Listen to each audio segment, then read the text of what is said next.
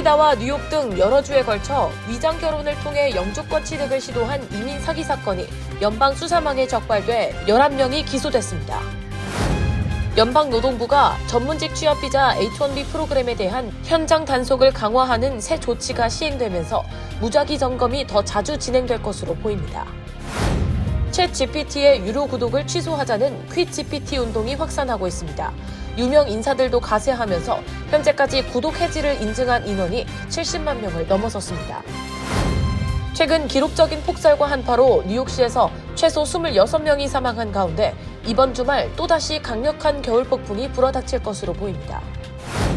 뉴저지 팰리세이즈 파크의 폴 김 시장이 지난 임기 동안의 행정개혁을 완성하겠다며 오는 6월 민주당 예비선거에 재선 출마를 공식 선언했습니다.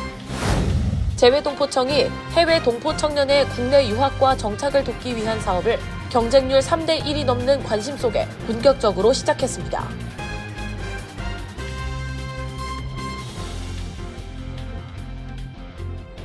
헬მს브러스 최우선의 목표는 최고의 고객 서비스를 제공하는 것입니다. 전문 세일즈팀과 함께하는 고급 쇼룸에서 여러분이 좋아하는 머세디스-벤츠 모델을 만나보실 수 있습니다. 헬მს브러스와 함께라면 완벽한 차량을 찾는 데 필요한 모든 것이 준비되어 있습니다.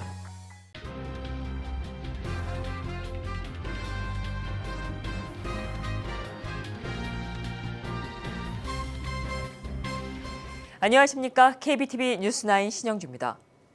위장 결혼을 통해 영주권 취득을 시도한 이민 사기 사건이 연방 수사망에 적발됐습니다. 연방 대배심은 결혼 사기와 뇌물 공모 혐의로 11명을 기소했습니다.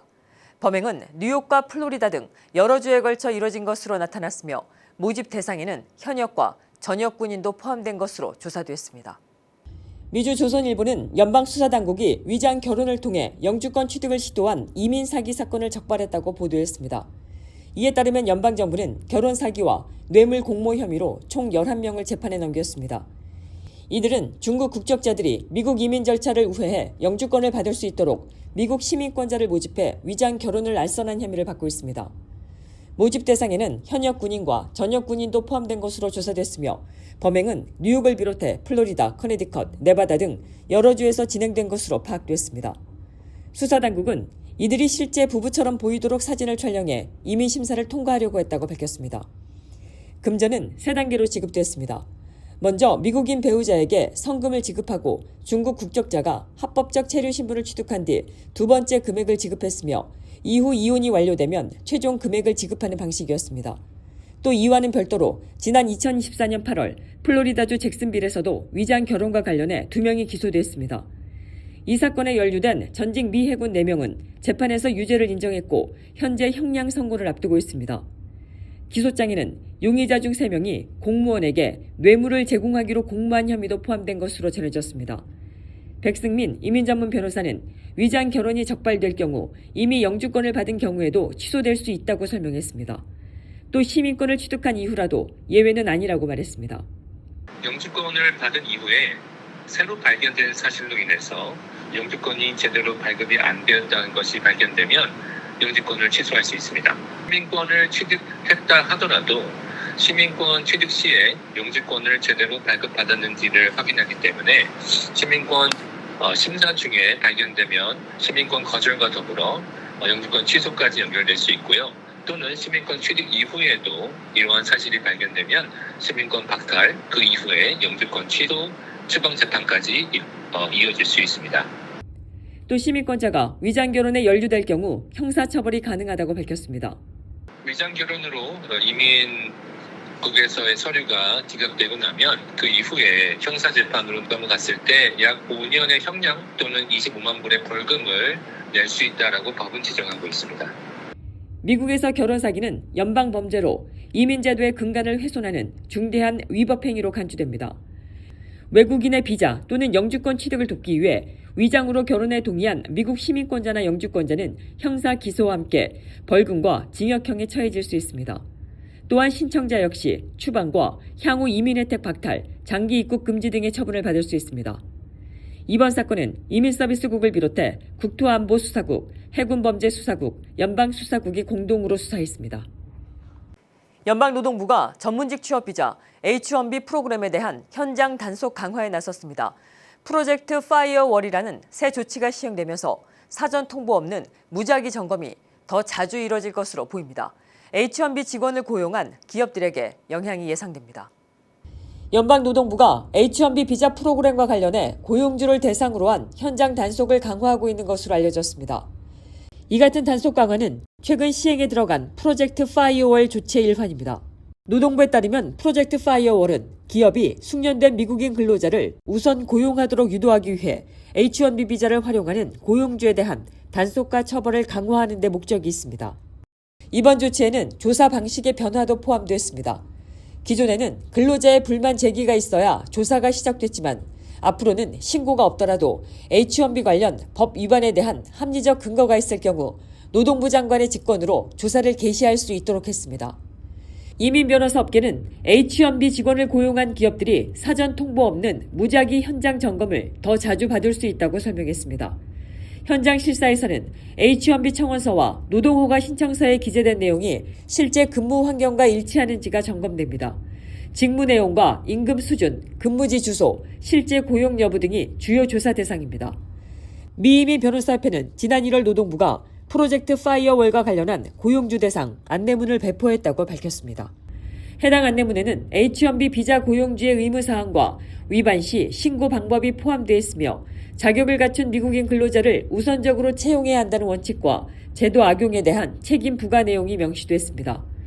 노동부는 위반이 확인될 경우 피해 근로자에 대한 체불 임금 지급 명령과 벌금 부과는 물론 일정 기간 H-1B 프로그램 이용 자격을 박탈하는 제재도 가능하다고 밝혔습니다.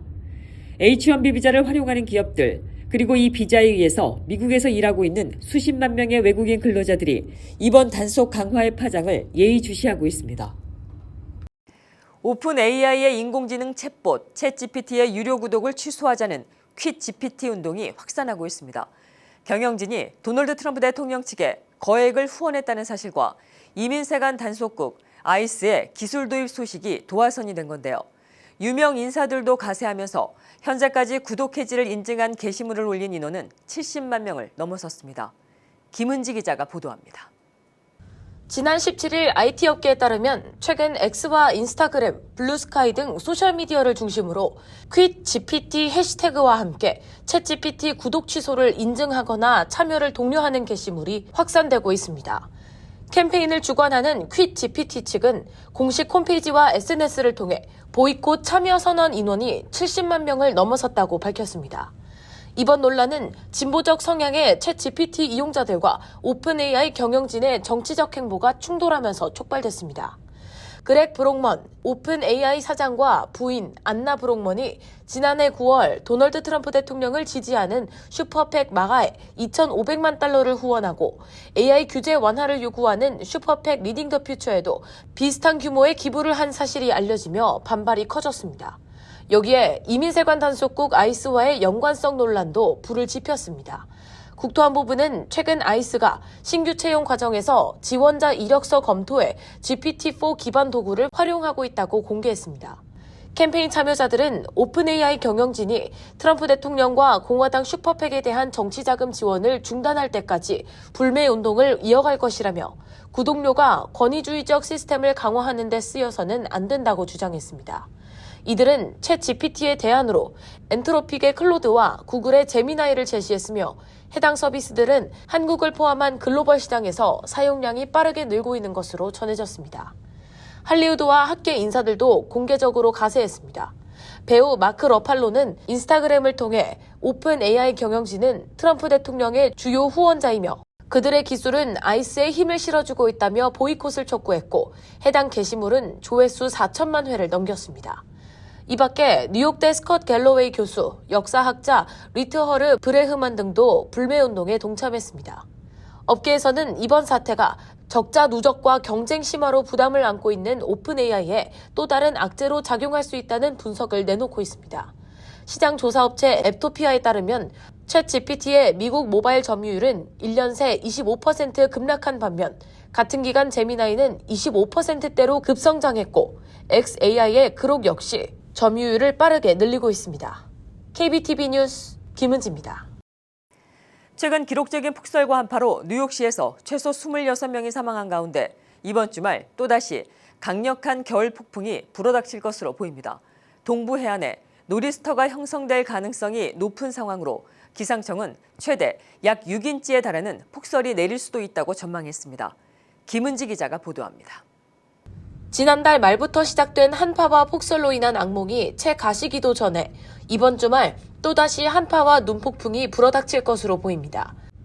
지난 1월 19일 뉴욕시가 코드블루 경보 발령 이후 현재까지 폭설과 연속된 한파와 노출로 인한 사망자가 최소 26명까지 늘어난 것으로 집계됐습니다. 코드블루 경보는 겨울철 한파 속에서 취약계층이 저체온증의 위험에 노출될 가능성에 대비하는 비상 대응 체계입니다. 1월 말 트라이스테이트 지역에는 최대 40cm의 눈이 내렸고 한파가 이어지며 눈이 녹지 않아 도심 곳곳에는 여전히 눈과 얼음이 뒤섞인 슬러시가 쌓여있는 상황입니다. 이런 가운데 이번 주말 동부 지역을 중심으로 또 한 차례 겨울 폭풍이 접근할 가능성이 제기됐습니다. 오는 일요일 밤부터 월요일 아침 사이 적설 가능성이 예보됐으며 뉴욕시에는 최대 6인치, 약 15cm 안팎의 눈이 내릴 것으로 보입니다. 한때 기상 모델에서는 뉴욕 일원에 최대 18인치, 약 45cm의 폭설 가능성도 언급됐으나 기상청의 최신 예보에는 심한 폭설보다 경미한 눈이 더 유력하다고 밝혔습니다. 이 경우 빙판이나 진눈깨비 가능성으로 인해 도로가 미끄러워지는 위험이 커져 출근 및 통학길 주의가 요구됩니다. 기온은 일요일 밤 최저 24도 전후 수준, 월요일 낮 기온은 약 30도 전후 수준으로 예보되고 있습니다. 기상학자들은 폭설 여부가 기온과 이동 경로에 따라 달라질 수 있다고 분석합니다. 기온이 충분히 낮을 경우 눈이 그대로 지면에 쌓이겠지만 폭풍이 내륙 쪽으로 이동하며 따뜻한 공기와 만날 경우에는 비로 바뀔 가능성도 있습니다. 당국은 일요일부터 월요일 초반 사이 연안에 저기압이 형성될 가능성이 높아지고 있다며 해안가에 강풍이 불고 비가 올 경우 일부 지역이 침수 위험에 노출되며 내륙 폭설이 동반될 수 있다고 경고했습니다. KBTV 뉴스 김은지입니다. 뉴저지 팰리세이드 파크의 폴 김 시장이 오는 6월 2일 민주당 예비선거에 재선 출마를 공식적으로 선언했습니다. 김 시장은 지난 임기 동안의 행정개혁을 완성하겠다는 의지를 밝혔습니다. 폴 김 뉴저지 팰리세이드 파크 시장이 재선 도전을 공식화했습니다.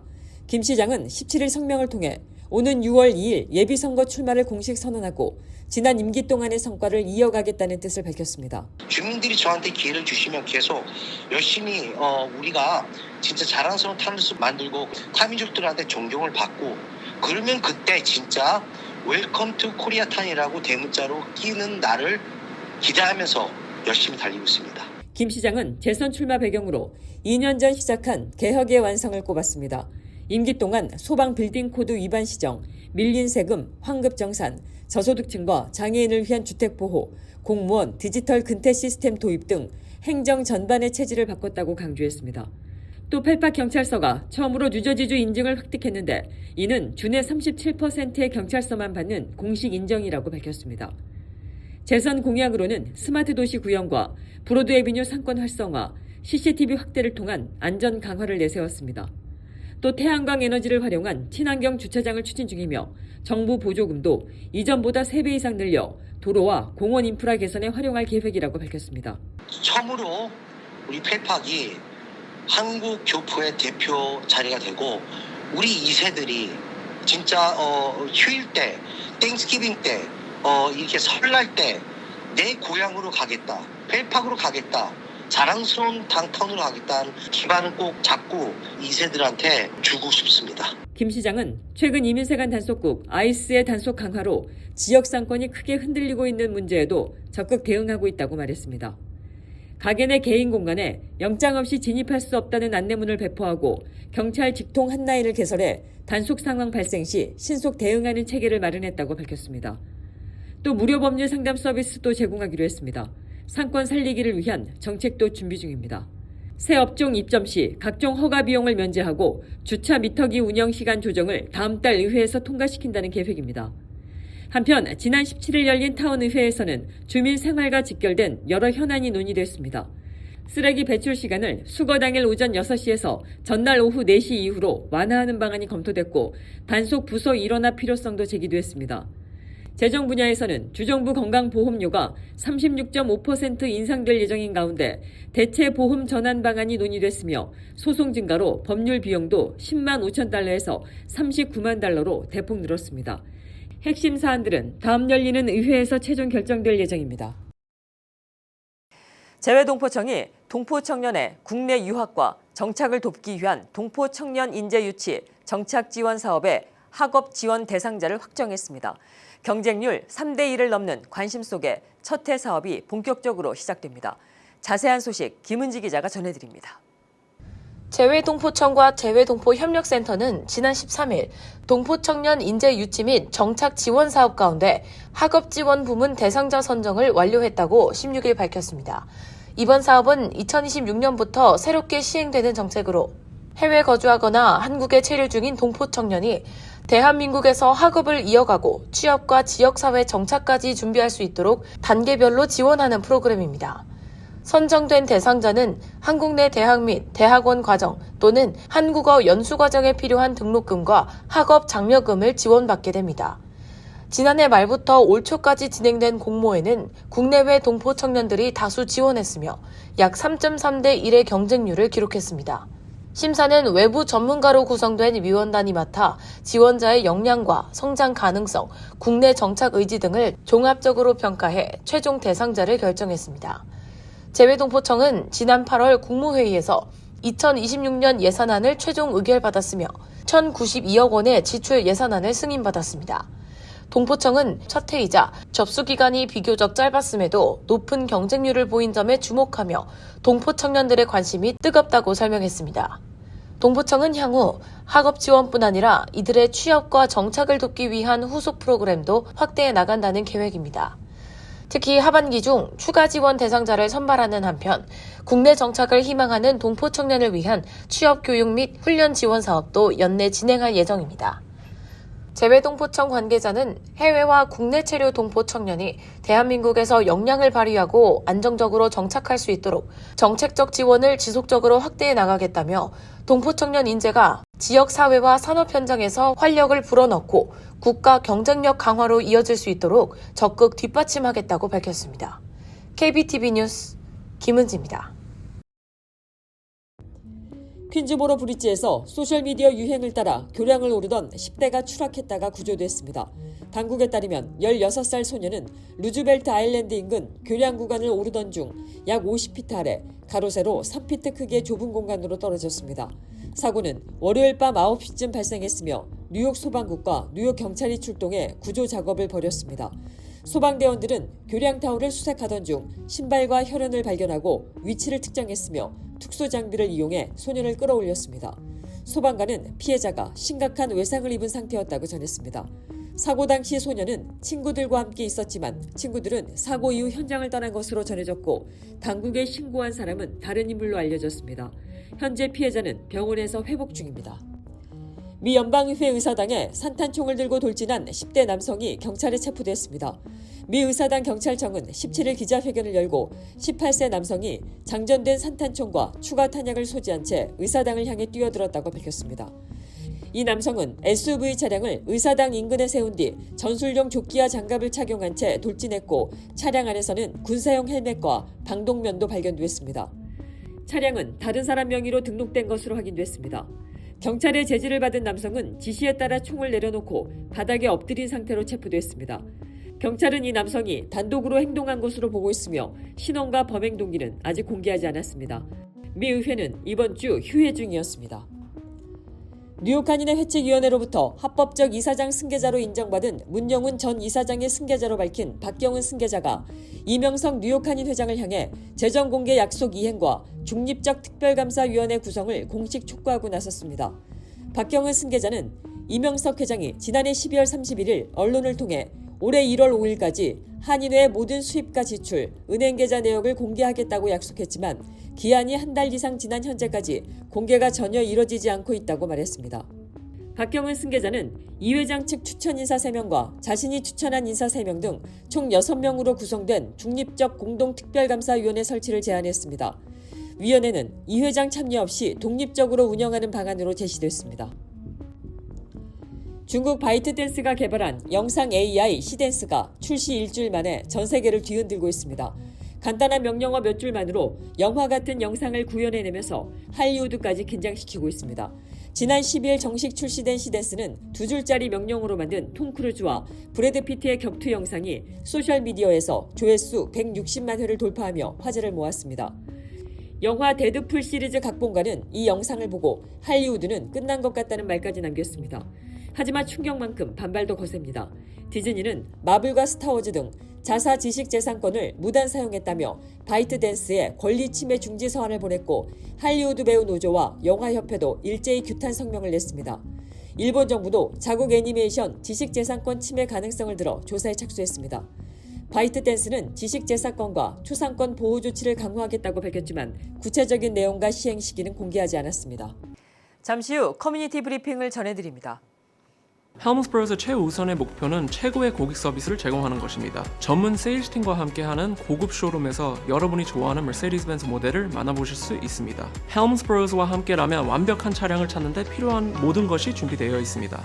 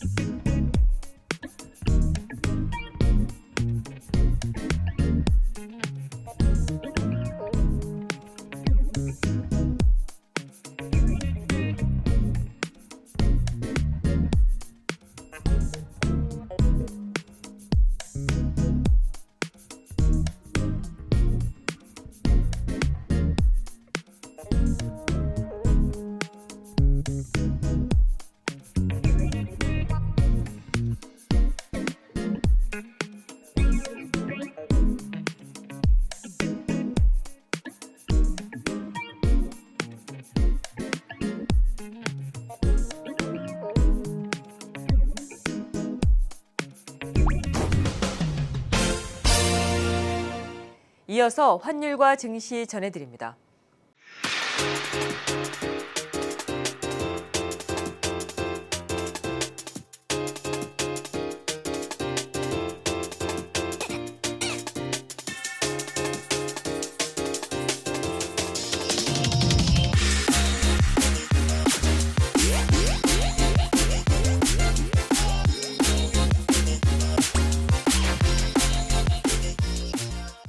계속해서 뉴욕과 뉴저지 날씨 전해드립니다.